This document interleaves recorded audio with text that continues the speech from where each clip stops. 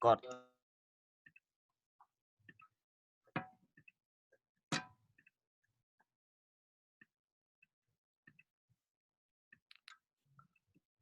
Ya, Panji, silakan. Ci, Halo guys, pembukaan santai aja, santai. jadi kita itu dari kelompok Batu, kita akan menjelaskan how to start business.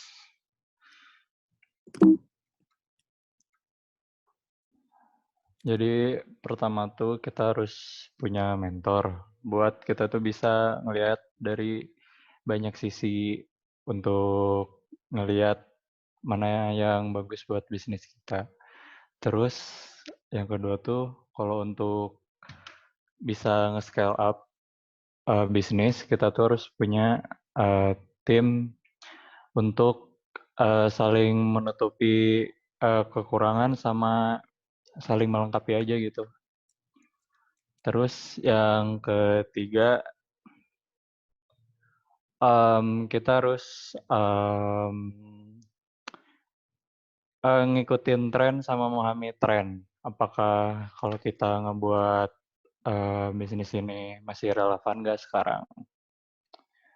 Terus ngebuat relasi dengan orang-orang.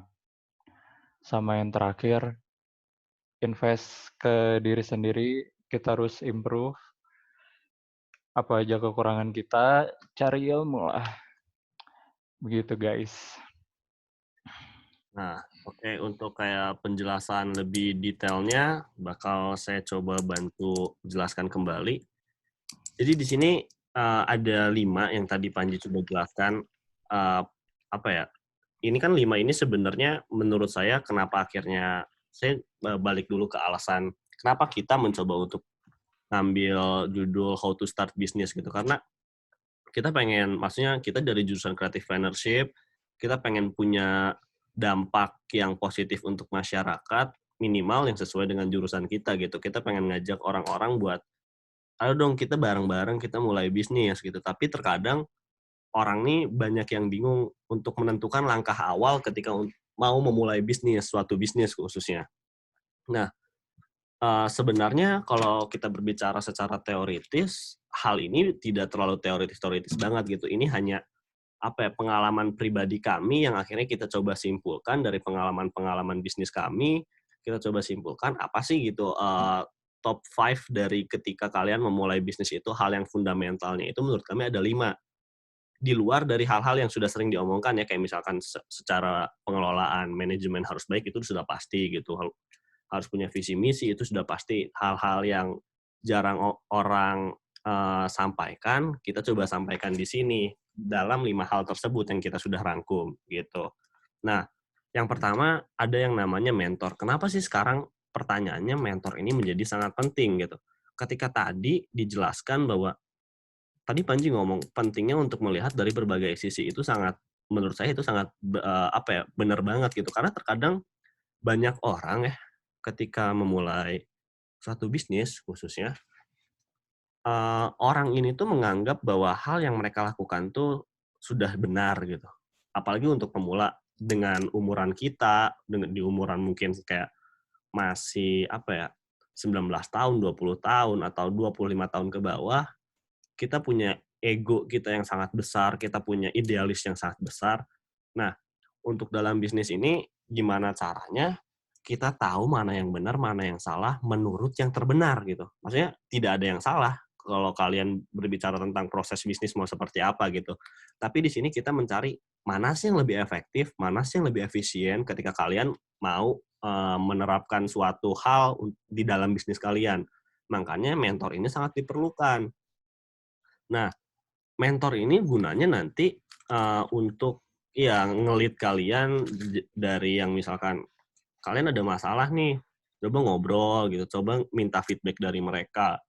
Dan juga maksudnya kalau ada pertanyaan, apa sih maksudnya mentor ini gimana sih? Apakah kita harus buka partnership dengan orang lain dan itu dijadikan mentor kita? Atau cuman sekedar teman sharing doang, itu bisa jadi mentor kita? dua-duanya sebenarnya benar gitu. Hal ini bisa dilakukan kedua hal ini. Ya, itu balik lagi ke preferensi kalian mau yang seperti apa gitu, mentornya mau gimana. Kalau misalkan saya ambil contoh gini, ambil contoh kayak ya udah mentor kita yang kita pilih adalah kita pengen mentor yang udah sebagai teman ngopi aja nih, kita cuman bertukar pikiran, brainstorm di situ gitu. Nah, jadi si mentor ini tidak perlu eee, mempunyai saham kepemilikan. Nah, dan juga kalau ketika kalian bertanya kepada orang, kebanyakan dari kalian mungkin lebih ke merasa takut idenya dicuri atau bakal dijiplak oleh orang. Sebenarnya nggak usah takut terhadap hal itu gitu, selama kalian memang mau eksekusi, selama kalian memang percaya terhadap ide kalian,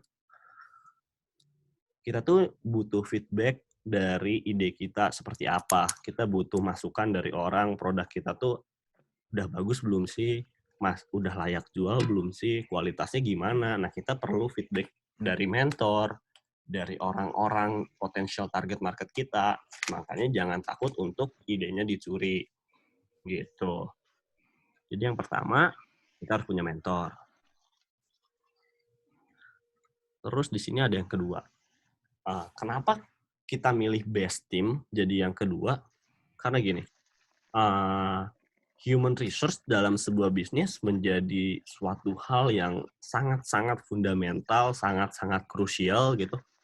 Akhirnya menurut saya ini sangat-sangat penting gitu dalam memilih sebuah tim, dalam membentuk sebuah tim, kita perlu memperhatikan 3 hal, yaitu ada yang namanya intellectual capability. Apa itu intellectual capability? Intellectual capability itu jadi misalkan gini, saya misalkan butuh seorang desainer gitu. Nah, orang yang mau saya hire untuk menjadi desainer minimal harus mempunyai intellectual capability itu. Dia berkapasitas untuk membuat sebuah desain, ngebuat sebuah hal-hal visual lainnya gitu. Secara skill, secara knowledge, memang mereka tuh bisa untuk melakukan hal itu. Kan maksudnya sayang juga ya ketika kita nge-hire orang tapi secara intellectual capability dia tidak bisa apa-apa gitu. Nah, dan ini nih, banyak kesalahan yang sering terjadi ketika kita memilih tim atau partner gitu. Kebanyakan dari kita ketika awal mulai bisnis, yaudah deh, gue mau mulai bisnis dengan sahabat gue aja gitu. Gara-gara, jadi biar ada temennya aja. Kalau memang sahabat kalian bisa mengisi kekosongan gitu dalam ruangan, maksudnya kayak kalian katakanlah nggak bisa desain, tapi sahabat kalian bisa, itu nggak apa-apa. Tapi kalau hanya sekedar cuman pengen ada teman, pengen ya udah bisnis bareng teman, biar seru, biar asik, menurut saya sih sebaiknya jangan gitu. Karena maksudnya bakalan jadi percuma ketika skill dalam satu tim tapi sama gitu. Maksudnya kan jadi apa ya? Ya buang-buang duit juga gitu. Kalian harus ngebayar baik secara dividen atau secara gaji, ngebayar hal yang sama tapi output-nya tidak maksimal. Nah, terus tadi untuk hal-hal yang apa yang harus diperhatikan dalam membuat tim, tadi yang pertama intellectual capability. Yang kedua, ada integritas gitu. Nah, integritas ini sangat-sangat diperlukan dalam seseorang, seseorang yang kita hire harus memiliki integritas. Karena maksudnya ketika seorang sudah tidak memiliki integritas, seorang ini sudah tidak apa ya, tidak katakanlah tidak dapat berkomitmen terhadap apapun, akan jadi sulit gitu ke depannya. Mau dia punya intellectual capability sebagus apapun juga sulit, Betul sekali. ya kan? Nah, yang ketiga ada yang namanya uh, energi atau passion-nya terhadap bidang yang mau dijalani gitu. Hal ini jadi penting juga karena maksudnya gini, kita berbicara orang ini sudah punya integritas, orang ini sudah punya intellectual capability, tapi secara energi, secara passion, dia tuh bukan di situ. Akhirnya susah juga, apalagi kita berbicara tentang startup yang dimana secara tim pasti kecil gitu. Kita nggak mungkin langsung besar gitu, karena maksudnya secara startup memang secara financial capital pasti terbatas. Itu yang dinamakan startup gitu. Akhirnya kita perlu efisiensi, kita perlu efektivitas, yang benar-benar harus, apa ya, kedua hal ini tuh benar-benar harus ada banget kalau kalian mau melakukan sebuah percepatan-percepatan dalam bisnis gitu. Karena untuk bisa scale up, untuk menjadi besar gitu, ini tuh perlu, ya tadi, efektivitas dan efisiensi. Makanya tim ini juga sangat krusial gitu. Kita nggak mau dong kita punya tim tapi mereka, oke, kerjanya bagus, integritasnya ada, tapi males-malesan, tapi misalkan dia tidak passionate, akhirnya dia tidak maksimal dalam mengerjakan sesuatu. Nah, makanya 3 hal tadi sangat penting ketika kalian mau membuat sebuah tim. Oke, ini kayak ada contoh-contoh aja nih untuk tim yang baik itu, ya untuk awal-awal dengan budget yang terbatas ya mungkin ini adalah contoh saya berbisnis dalam bidang clothing gitu. Saya cuma punya manajer, kreatif, sama production. Manajer dipegang sama saya, kreatif kita bagi dua, ada kreatif director dan designer, yang production juga saya pegang gitu. Akhirnya menurut saya ketika saya masih bisa melakukan job desk ini, ya udah sama saya aja gitu. Karena maksudnya saya juga nggak mau buang-buang duit juga buat ngegaji orang, tapi maksudnya saya lebih baik ngalokasiin duit ini buat produksi, buat budget marketing, atau buat apapun yang memang lebih dibutuhkan lah. Kita harus tahu banget prioritas kita ketika memang budget kita terbatas, gitu. Aduh, capek banget. Selanjutnya, ada yang ketiga, trend understanding. Apa sih gitu trend understanding? Taruh deh, dulu haus Ji. Haus. Sabar. Ini si boba enak nih. Jadi trend understanding itu apa? Trend understanding ya, kalau kita bahas Indonesia kan ya coba memahami tren. Gimana sih gitu coba memahami tren? Apakah bisnis kita harus mengikuti tren gitu? Apakah bisnis kita katakanlah tren yang lagi happening banget sekarang? Kalau misalkan kita berbicara fashion industry, misalkan kayak baju-baju tie-dye, atau apa ya, kayak baju-baju dari bahan rayon yang motif-motif gitu, kemeja-kemeja santai. Menurut saya sebenarnya membaca tren tidak sesempit itu gitu. Maksudnya ya itu balik lagi ke preferensi. Untuk kalian mau mengartikan tren bagi bisnis kalian seperti apa.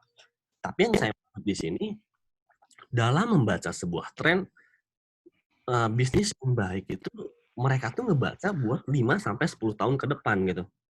Gimana caranya? Mereka mencoba mempersiapkan dari sekarang untuk 5-10 tahun yang akan datang.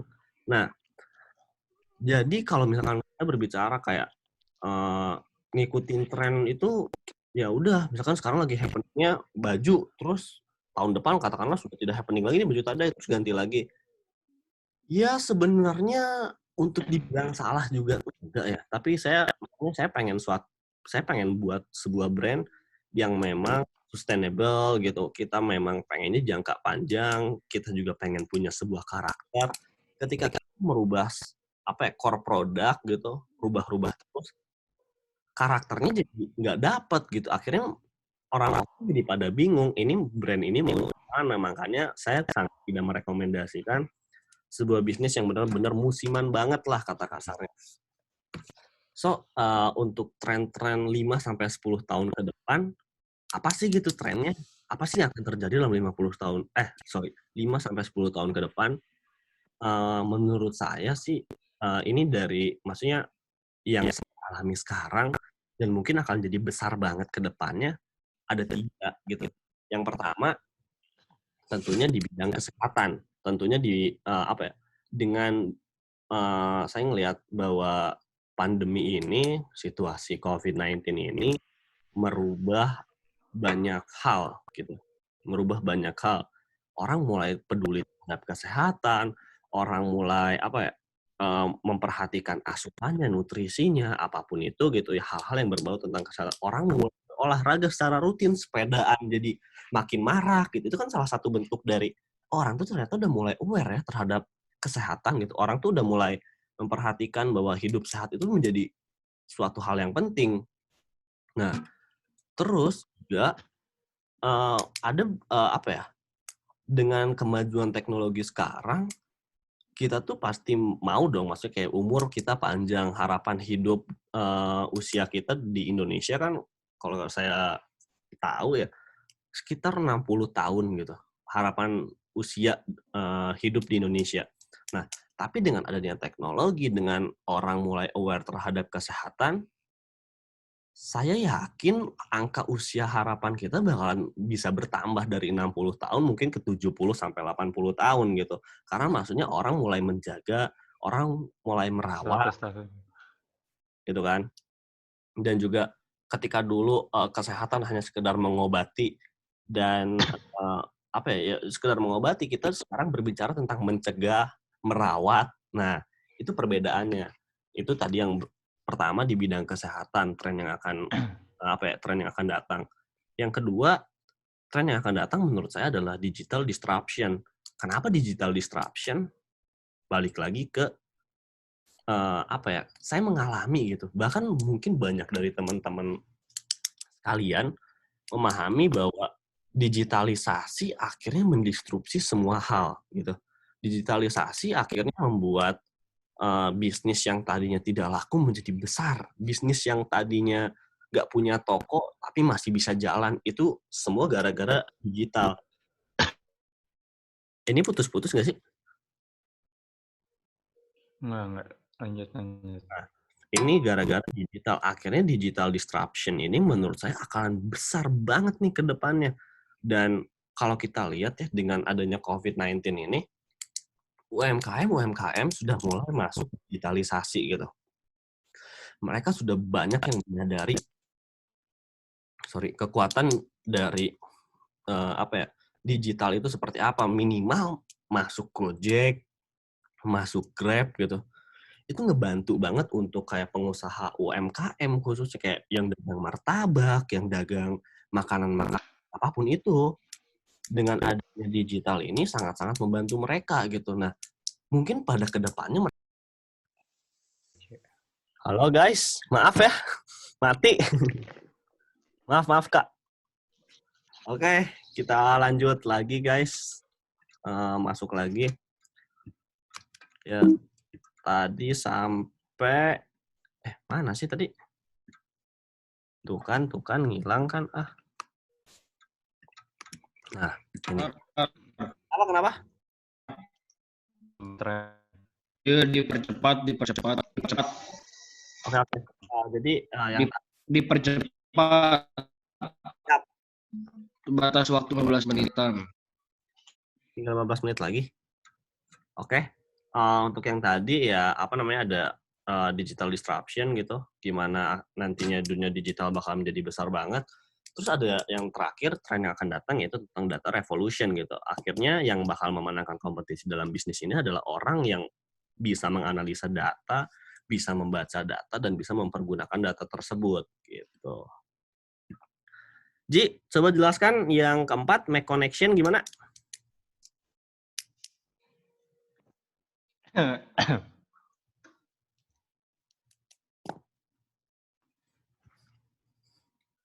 Ji. Bentar. Dulu saya. Panji meninggal, Bu. Maafin, Bu.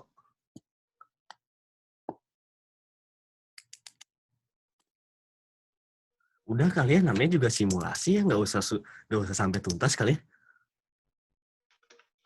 ya. Iya, benar. Ya udah deh, kita stop aja ya. Iya, benar. Ya udahlah. Ini zooming. Siap. Ya udah Bu, nanti kita bertemu dalam hal yang sungguhnya gitu, maksudnya ini kan udah diresik ya, main eventnya kita bakalan tingkatkan lagi gitu, kita bakal coba tingkatkan lagi kesalahan-kesalahan sekarang. Terima kasih Bu. Makasih Bu.